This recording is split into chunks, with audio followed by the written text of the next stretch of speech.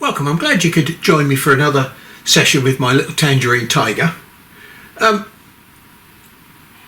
I've been topping up with coffee because I've already got a headache and we haven't even started. Today we're going to look at the response time. It's one of the most interesting aspects of the machine for me because I'm really quite interested about how it can make dots. Dots are the basis of photo engraving, and it's very difficult on a glass tube machine to get a fast enough response out of the HV power supply to put down a single dot cleanly. The HV power supply is the limiting factor on a glass tube machine. It won't be a limiting factor on this machine because this machine has got very fast switching capabilities. Now, we're throwing away one of the most basic parts and one of the most important parts of a glass tube machine, and that's pre-ionization. Now, the pre-ionization phase of a glass tube machine is extremely useful because it's a bit like this machine but totally random. It produces very, very high power, very, very high frequency pulses of energy. So you look at your ammeter and you'll say, yeah, but it's only outputting 1 milliamp.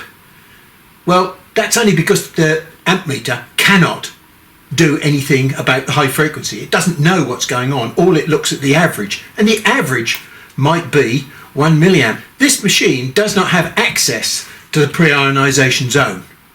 It has got a pre-ionization zone, but they operate something called a tickle current, or tickle frequency even, which keeps the tube operating at just below the switch on point.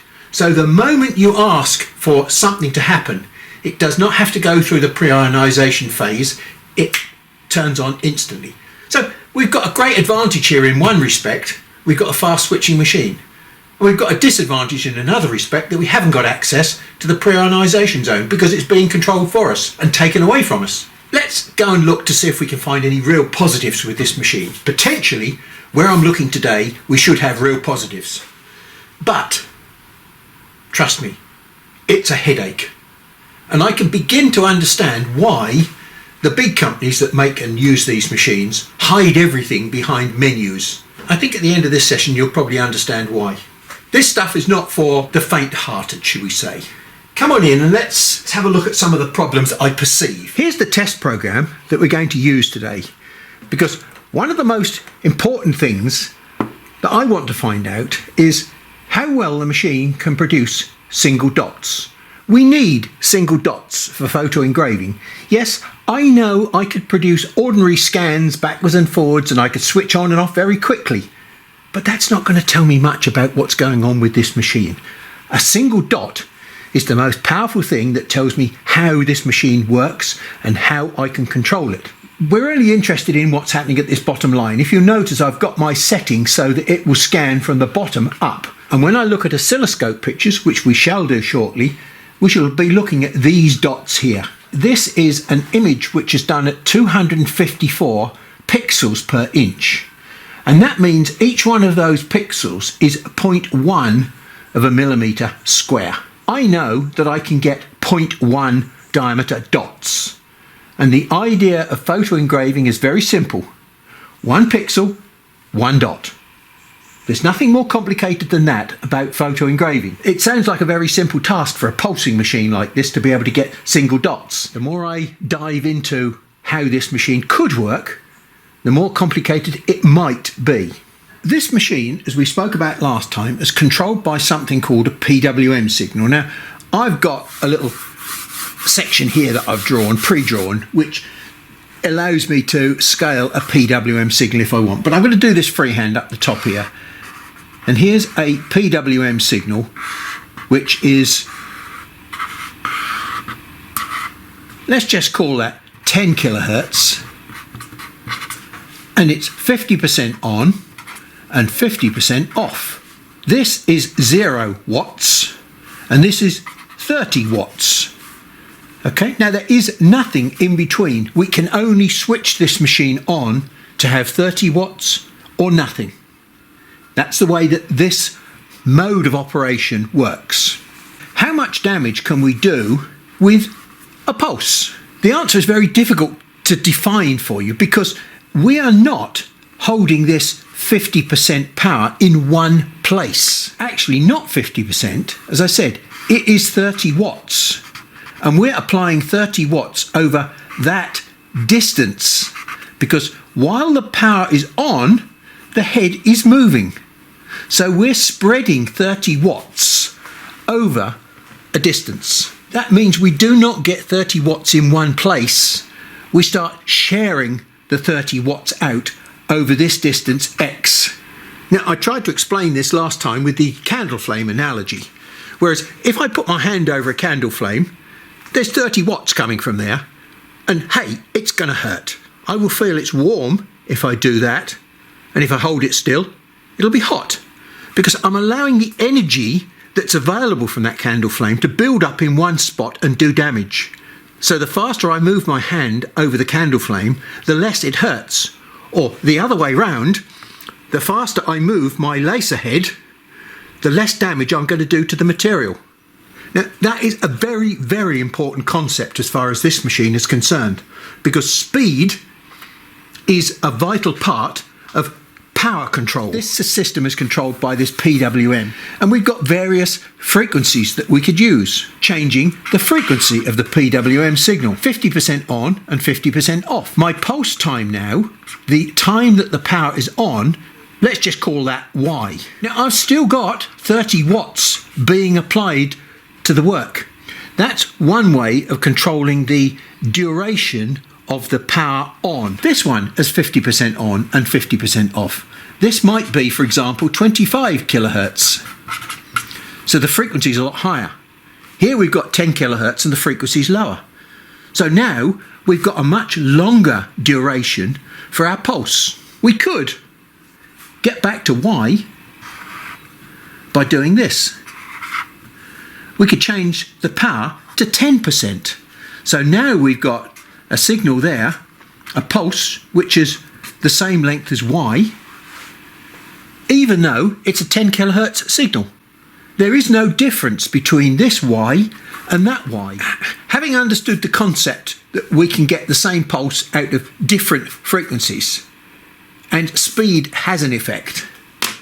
So if the power is at 25 kilohertz, 25,000, and I've got 50% on and 50% off, the 50% on represents 20 microseconds, and if I'm running at a speed of 1,000 millimeters a second, then during that 20 microseconds, the head is going to move by 0.02 millimeters.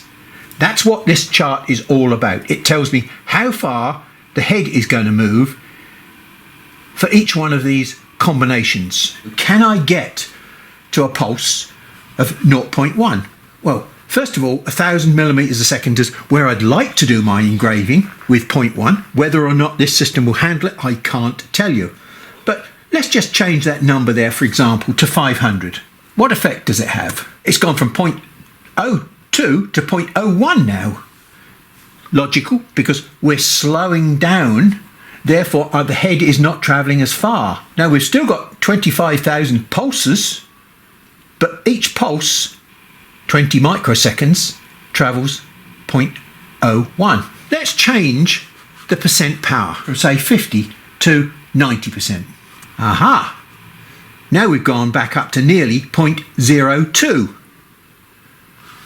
because we're on for 36 microseconds now and not 20, and we're off for 4. Because we've got the frequency fixed at 25,000, we've still got the same overall pulse length. It's just that we've changed the ratio of on to off to 36 microseconds on and 4 microseconds off. You think, that means we've got more power because we've got more time on. No, come back to what I just talked about earlier. We're on for a longer period of time, but we're still travelling at the same speed. We're still putting down the power into the surface at the same rate. If I keep the power on, my dot is going to get longer. That's what that means. Why don't we change the frequency? Let's drop the frequency down to 10. So now we've got 50 milliseconds on and 50 milliseconds off. Have we changed anything? If we run at 500 millimeters a second, we're running slower, so we should put down twice as much power per millimeter. This hurts your head a little bit to think about all these possible combinations here. Now look, pulse distance, 0.025. And you might say, well, hang on, 0.025. So in a 0.1 pixel, I'm going to get 4 pulses. No. 1, 2, 3, 4. Each one of those pulses is 0.025. So I've got 0.025 high, 0.025 low, 0.025 high and 0.025 low. I'm only going to get 2 of those pulses because I've got remember my percent power is set to 50%. So it's 50% high, 50% low. So I'm going to get 2 pulses of 30 watts into that pixel. Now, if your head isn't already hurting, I'm going to just add another little interesting part to the equation for you. Ideally, I'm looking for a 0.1 pulse, or am I? Let's just see what happens when I put down a 0.1 pulse. How do we get to a 0.1 pulse? We could set the frequency to less. Let's set the frequency to 5,000, and that should double it. 5,000. Enter, and it has. We could reduce the speed to 250 millimeters a second. Hang on, this is supposed to be a high-speed engraving machine. No, I can't do that. I can't compromise that dream and go down to 250. So let's change the power. What do we need to do to the power to get up to 0.1? Well, the answer, I think, is to make it 100%. There we go. So we're running a frequency of 5,000, 100% power, 500 millimeters a second, and we get a 0.1 pulse. Would that work? We should be getting a signal that looks like this: 200 milliseconds on and 200 milliseconds off. And we should have 30 watts applied over that pixel for that period of time. That's exactly what we want, isn't it? Remember, we're starting off with the dot, which is diameter 0.1 of a millimeter. I don't think this system has enough intelligence to say, that's a pixel, and I want you to apply the power at the center of that pixel. I think that what will happen is the controller comes along and it sees the edge of that pixel and says, right, we need some power. And then it will turn the power off when it gets to the other end of the pixel. So at the moment, we shall have exactly this situation here where we switch the power on, have 30 watts over the duration of that pixel. How much of that 30 watts is spread over that pixel depends on the speed that we're running at. So are we going to finish up with the dot? Look, we switch on here and we switch off here. But here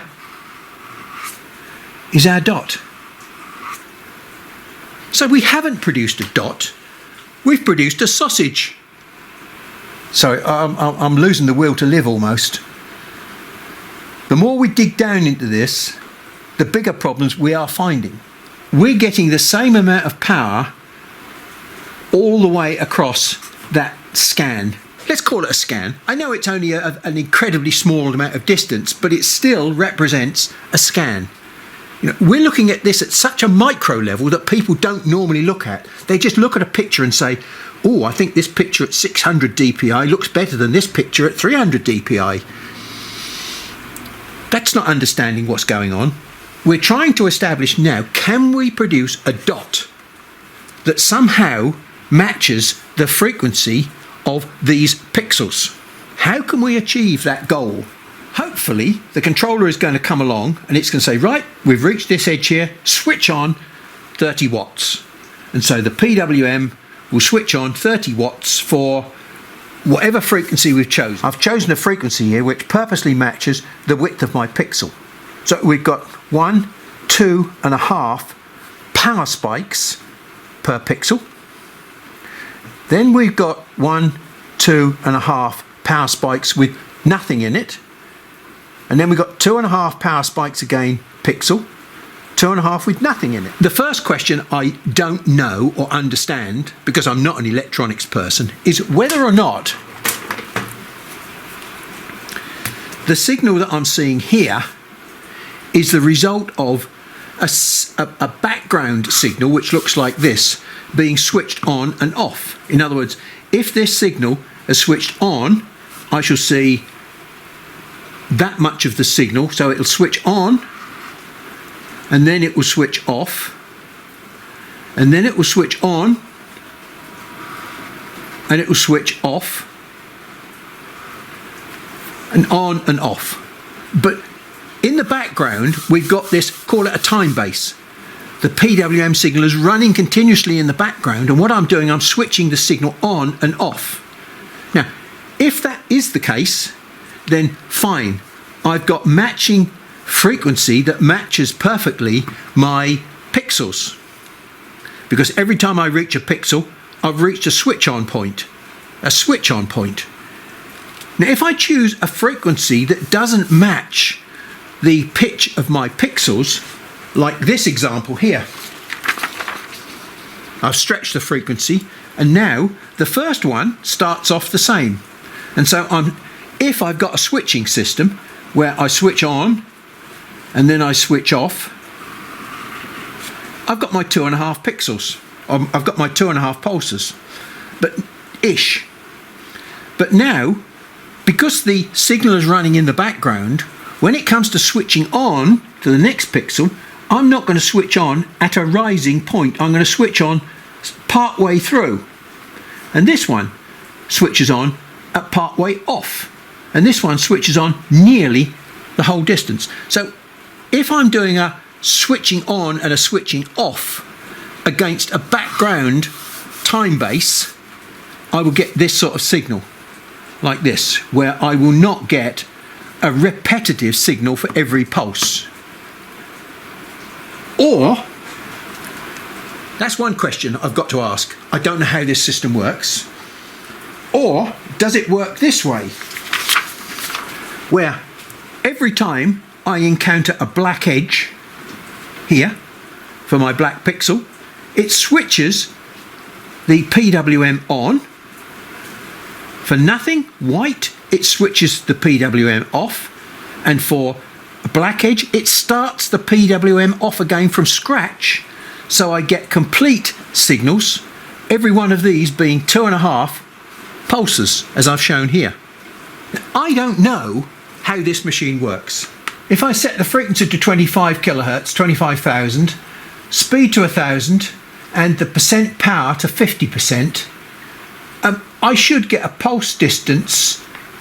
In other words, I should get a distance travelled by each pulse of 0.02 of a millimetre, where we've got 0.2 high, 0.2 low, 0.2 high, 0.2, 0.2. So we should have 3 pulses high and then nothing. 3 pulses high, nothing. So that's a pattern that I hope I'm going to be able to see. 50% power, 50%, 1,000 millimetres a second. The interval doesn't matter, but the frequency does, 25 kilohertz. There we go. So we've got everything set up correctly. Now we'll go on to the oscilloscope, and I've got this already set up and running, waiting for it to be triggered. Right, well, let's see what we get.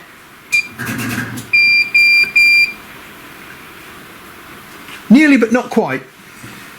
Good news is the PWM is switching on for every pixel. There it is. The first pulse seems to be short. Now, the time base across the bottom here is 0.1 of a millisecond.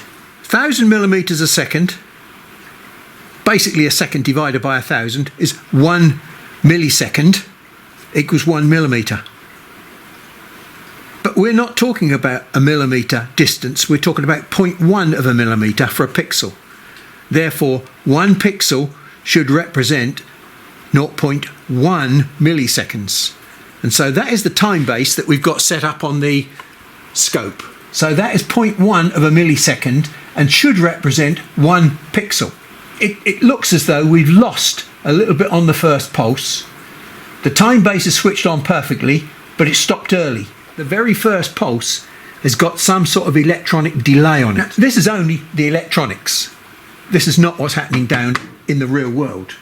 And so we've got to relate this to that later on. We've still got this fundamental problem of how are we going to get a pulse down that's the right size. Instead of 50% power, I'm putting down 100% power. In other words, I should have a straight line. Will the PWM still switch on and off? So 100% on, 100% off, 1000 millimeters a second, 25 kilohertz. So hopefully we're going to see 0.1 on, 0.1 off, 0.1 on, 0.1 off. We've got 0.1 on, absolutely, with no time delay. We've got an exact 0.1 and off 0.1, but we've still got our 25 kilohertz switching in the background, look. So we found a nice clean way of getting 0.1 pixels, but it's also a nice clean way of producing sausages. So yeah, we're making headway, we're understanding how the system works, but we still haven't found a way to get a 0.1 pixel. What happens if I run that at 1000? 1000. Enter. Oh, I get 0.5.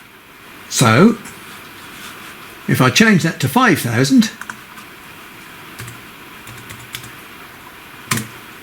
I get my 0.1 pulse. I want a short time on and a long time off.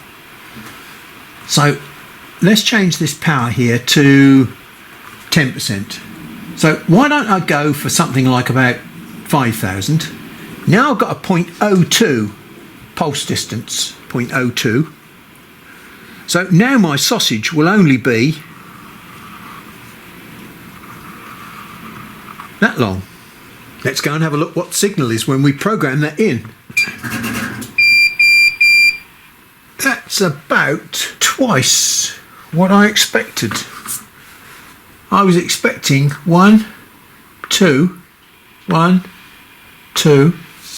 Something a bit strange is going on because at 5000 vendor settings, look what we've got here. Pre-ignition frequency 5K. I'm wondering whether that's actually a lower limit for sensible control. Doesn't mean to say we might not be able to control it below that, but who knows whether it goes out of control. Let's see what we can do with a slightly different value. Let's see whether I can just get away with something like about 5050. 5050. Okay, so now we'll see whether or not that's changed things. Aha! Yes, it was something to do with the pre-ignition frequency. Now it's rather interesting that when we look at this, we can see that it gets short, longer, longer, longer, and then it's about stable. So it's taken 4 pulses to get longer. The first pulse didn't really make it to 30 watts. Okay, now I've added another factor into my formula here because I want to make sure that my dots are pitched at 0.2 because I've got a dot, then a gap, then a dot, then a gap. So this is probably more important to me than this dimension here. I mean, this dimension here is now very, very small and it's virtually a circle. I mean, we've only got 0.02 sausage, if you like. We'll change the parameter for frequency to 5.001. That's 1 hertz above the critical value. And now it works. 1 hertz, the difference between working and not working. 0.1, 0.2 milliseconds, 200 microseconds. That looks like about 20 microseconds. And here it is, look, 20 microseconds. So it's doing exactly what we've asked it to do now. But hey, this is a major fiddle to get the correct parameters for doing 0.1 dots. Now the next question is, what sort of dots am I going to get? And I've got 30 watts for 20 microseconds. We're going to have to just give it a try. Right, now last time I was using some white card. We've got 2 other things that we could try. One of them I thought I might try is slate because it's a nice hard material and it might take quite a nice fine dot. Well, I saw some sparks, which is good news. Well, after all that faffing around, we got pretty rubbish results, really. Yes, we've got some dots. Nothing spectacular at all. In fact, they're particularly weak. So I'll tell you what I'm going to do. I'm going to grab some numbers out of the air. We're going to have 50% power, 700 millimeters a second. And because 7's a lucky number, we're going to have 7 kilohertz. Now,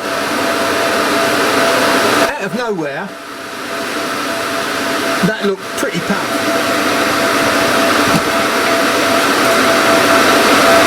Let's just chuck another random number in, shall we? We'll put the power onto continuous, 100%, and we'll slow it down, see if we can make it a bit darker. And we've got a fairly good. They're not brilliant. I mean, the black spots in the middle, you can see, look, but we've also got a halo around the outside. Now, that halo could be because I've not got it in focus properly. So let me try and focus it up a little bit. So we've got sausage-shaped dashes. But to be honest, they are pretty thin, those lines. They're probably closer to 0.07. The sausages are a bit more than 0.1 and the gaps are a little bit less than 0.1. So it's not perfect, but it's not bad. That would give quite a nice image.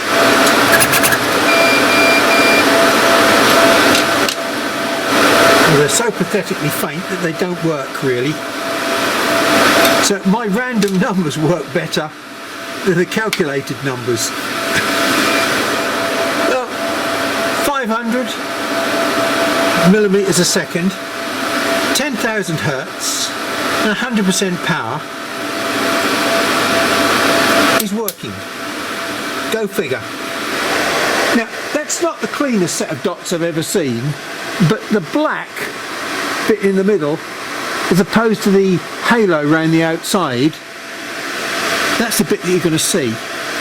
So I suspect that if I was to do a picture with that now, I would get a pretty good picture at 254 dp. I've just done my scanning offset there and fixed that, and that looks pretty perfect. If you look, there's virtually zero over travel on it. So even though it's only going at 500 millimeters a second.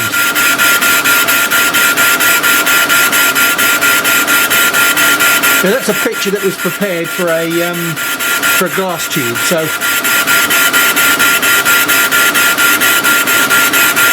it's doing a lot better than I thought it might do. Well, I suppose overall that was a bit of a failure because, hey, we've got a half decent picture. It's not a good one, but it's a half decent picture, much better than I ever thought.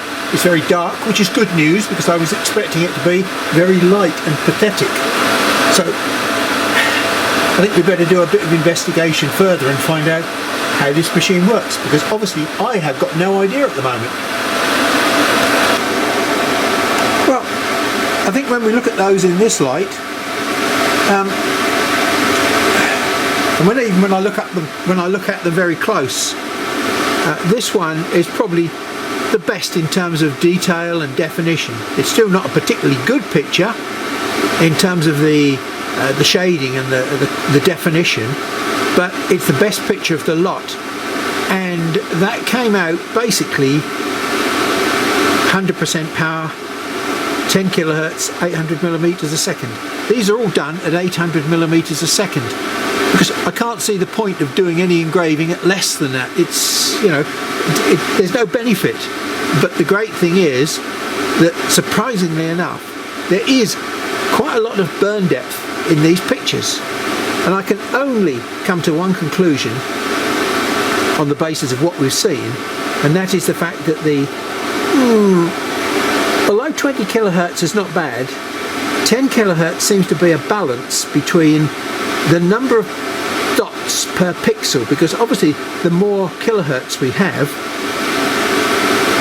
I just have to look at that and see if we can analyse what's going on. 10 kilohertz. Is there anything startlingly obvious about that set of numbers? 10,000, 95, 800. There's nothing stand out about those numbers that said they match up with anything that I'm attempting to do. There's no 0.1 or 0.2 in there. Let's turn that off. Well, it wasn't quite the disappointment that I was expecting. There's hope yet. I mean, on paper, with a very crisp lens, we've been able to get quite a lot of colour. Now, whether or not I should be able to change lenses and get different results is something we should be testing in the future. I've got a long way to go yet, but it's showing more promise than I anticipated. Plus the fact that most of the test work that I've been doing has been at 800mm a second. So yeah, that's substantially faster than I could get on the glass tube machine. I don't want to push it too far. We still might get up to 1,000 or more for engraving. It looks possible, but I've got to do a lot more detailed investigation yet. So there's some good stuff to come in the next few sessions, I think. So thanks for your time and patience today, and I'm going to go in and have a warm top up and catch up with you in the next session. Bye for now.